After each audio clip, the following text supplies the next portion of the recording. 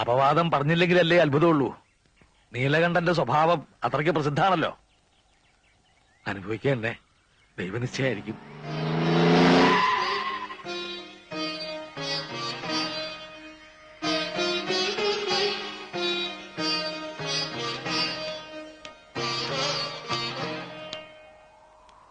മാഷ് വിഷമിക്കരുത്. ഇനി ഒരുത്തനും ഏഴിലക്കരയിൽ വാ തുറക്കില്ല. 1000 കുടത്തിന്റെ വായടയ്ക്കാം, എന്നാൽ ഒരാളുടെ അടയ്ക്കാത്ത വാ തുന്നി കെട്ടാൻ എനിക്കറിയാം. അത് എനിക്ക് വിട്ടേക്കൂ. മാഷ് അതൊന്നും ഓർത്ത് വെറുതെ മനസ്സൊരുക്കണ്ട. പിന്നെ ഇതിന്റെ പേരില് ഇവിടം വിടാനുള്ള തീരുമാനം വേണ്ട. അപ്പോ അവര് ജയിച്ചു എന്നാവും. ഞാൻ കാരണം നിങ്ങളാരും തോൽക്കുന്നത് എനിക്കിഷ്ടമല്ല.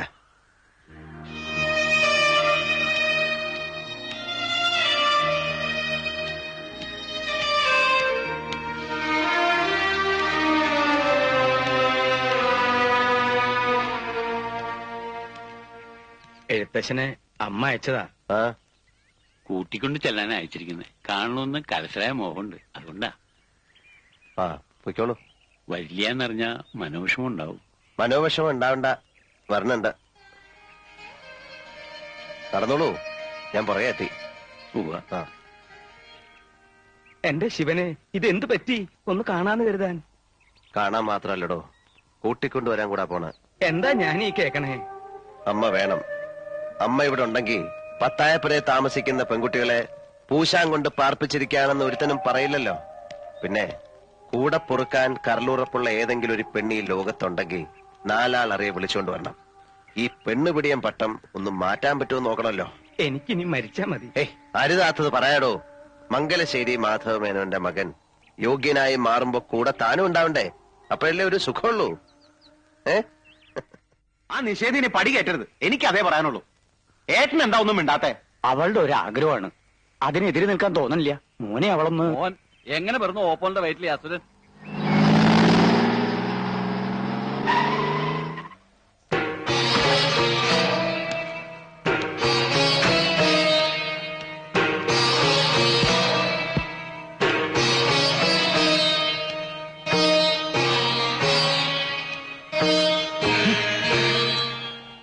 അപ്പുറത്തെ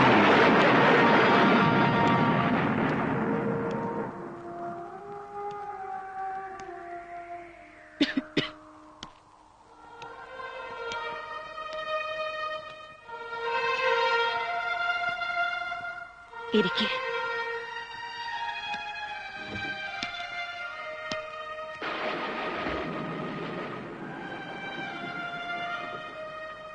ബുദ്ധിമുട്ടായോ വിളിപ്പിച്ചത്?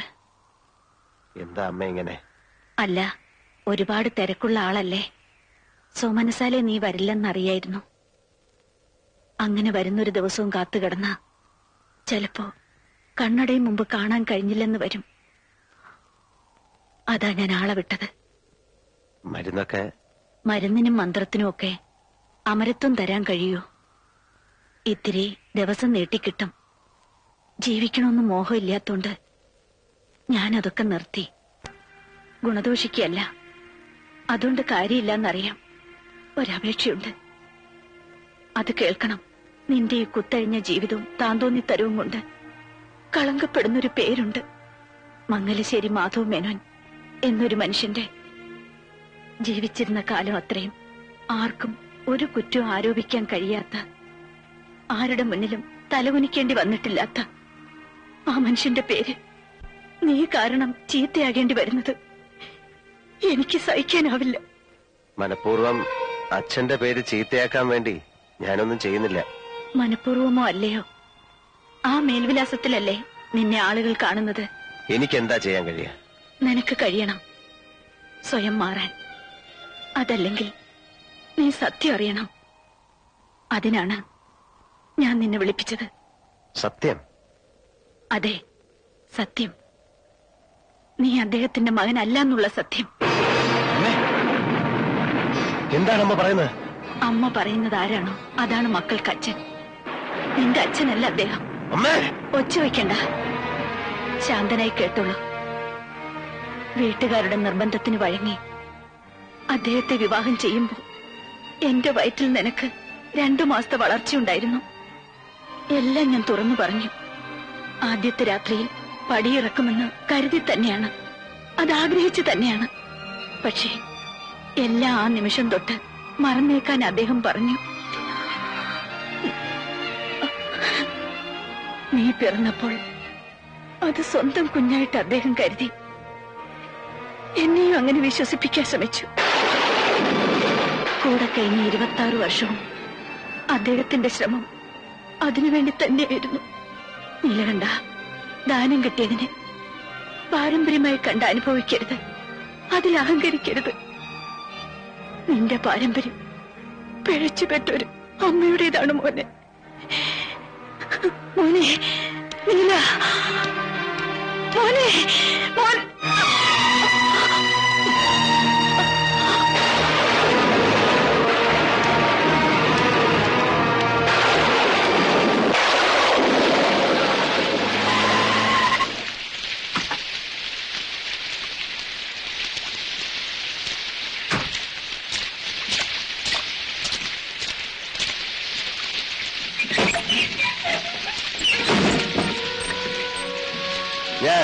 ഞാനൊരു പിഴപ്പ് പറ്റവനാണല്ലേ? തന്തയില്ലാത്തവൻ. കോവിലകത്തെ തമ്പുരാട്ടിക്കുട്ടിക്ക് വിവാഹത്തിന് മുമ്പ് പറ്റിയ നാണം കെട്ട തെറ്റ് ഭ്രൂണഹത്യ തീർക്കാമായിരുന്നില്ലേ? അല്ലെങ്കിൽ പിറന്ന് വീണപ്പോ കഴുത്ത് ഞെരിച്ച് കൊല്ലാമായിരുന്നില്ലേ?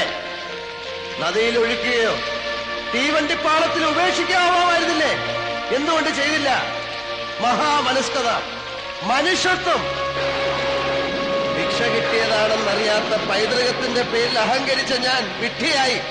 ദാനം കൊടുത്ത് മാത്രം ശീലിച്ചവന് ഈ ജന്മം പോലും ഒരാളിന്റെ ദയായിരുന്നു എന്നറിയുമ്പോ ഇതെന്റെ മരണമാണ്. മംഗലശ്ശേരി നീലകണ്ഠന്റെ മരണം. ആവശ്യത്തിനും അനാവശ്യത്തിനും ഞാൻ എടുത്തു പറഞ്ഞൊരു പേര്, എന്റെ അച്ഛന്റെ പേര്, എന്റെ നാവിന്റെ തുമ്പിലിരുന്ന് പൊള്ളുകയാണ്. ആദ്യമായി ഞാൻ വെറുക്കുകയാണ്.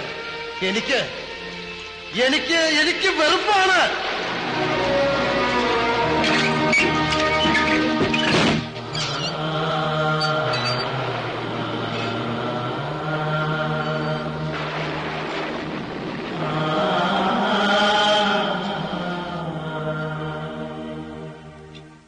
ഇതെന്താ പറ്റിയേ?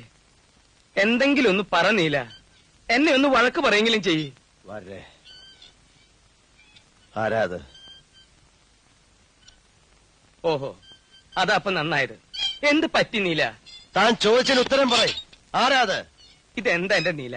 അച്ഛന്റെ പടം നോക്കിയിട്ട് ആരാണ് ചോദിച്ച? അച്ഛൻ. അമ്മ മക്കളോട് ആരെ ചൂണ്ടി അച്ഛനെന്ന് പറയുന്നോ അവരാണ് മക്കൾക്ക് അച്ഛൻ. അപ്പൊ ആരല്ലെന്ന് പറയുമ്പോ ആരാണെന്ന് പറയാൻ അമ്മയ്ക്ക് കഴിയണം. എനിക്കതറിയണം, അറിഞ്ഞേ പറ്റൂ. എന്താ നീല അത്? എന്താ പറയണേന്ന് ഓർമ്മയുണ്ടോ? അതെ വരരെ, ഞാൻ പിഴച്ചു പറ്റാന്. പുറം ലോകത്തിന്റെ മുന്നിൽ എന്റെ അമ്മയുടെ മാനം കാത്ത വലിയ മനുഷ്യനെ കണ്ടില്ലേ? പോവാ, പറഞ്ഞു നിർത്തിയിടത്ത് നിന്ന് ബാക്കി കൂടി കേൾക്കണം. അമ്മയുടെ വായിൽ നിന്നറിയണം ആരാണ്. ദിവ്യഗർഭം സമ്മാനിച്ച മഹാത്മാവ് ആരെന്നറിയണം. ജീവിച്ചിരിപ്പുണ്ടെങ്കിൽ ചെന്ന് കാണണം. അല്ല, മരിച്ചുപോയെങ്കിൽ തർപ്പണം നടത്തണം.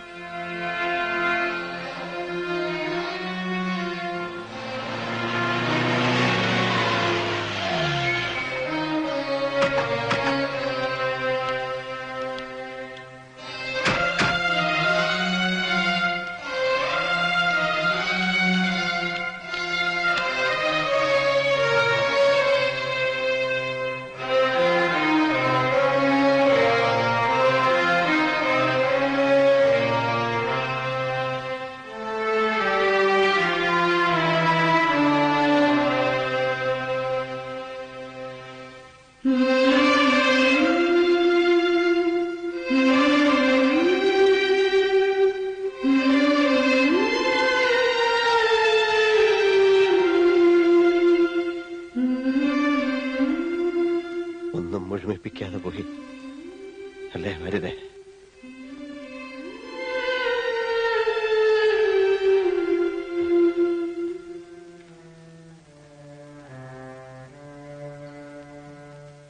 വെളുപ്പിന് ഒരു 4 മണിയോട് അടുപ്പിച്ചായിരിക്കും വേദന വന്നത്. കടിച്ചമർത്തി കിടന്നു എന്നാ തോന്നുന്നത്. കയ്യെത്താവുന്നിടത്ത് വെച്ചിരുന്ന വേദനയുടെ ഗുളിക തൊട്ടിട്ടില്ല. മരിക്കാൻ തീരുമാനിച്ചതുപോലെ. അല്ല, നീലകണ്ഠൻ ഇങ്ങനെ നിന്നാലോ? പോയി കുളിച്ചിട്ട് വരിക. ചടങ്ങുകൾ തുടങ്ങാൻ നേരായി. പോന്നേരെ ഓപ്പോൾക്ക് കൊള്ളി വെക്കണ ഏട്ടന്റെ മകൻ ഹരീഷ്ണ, മനസ്സിലായോ?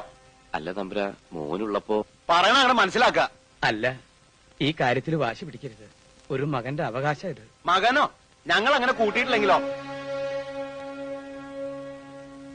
വല്യമ്പരാൻ പറയണം, നീലാണ്ടനുള്ളപ്പോ മാറ്റി നിർത്തി കർമ്മം നടത്തണത്. തന്നെ ഇപ്പൊ ഉപദേശം തരാൻ ആരും ക്ഷണിച്ചിട്ടില്ല. മുടിക്കാൻ പറഞ്ഞ സന്തതിയെ കുറിച്ച് ഓർത്ത് നെഞ്ചു പൊട്ടിയാ ആ പാവം മരിച്ചത്. അവൻ കൊള്ളി വെച്ച് അശുദ്ധമാക്കിയ അതിന് പരലോകത്തും മോശം കിട്ടില്ല. വരേ വരൂ.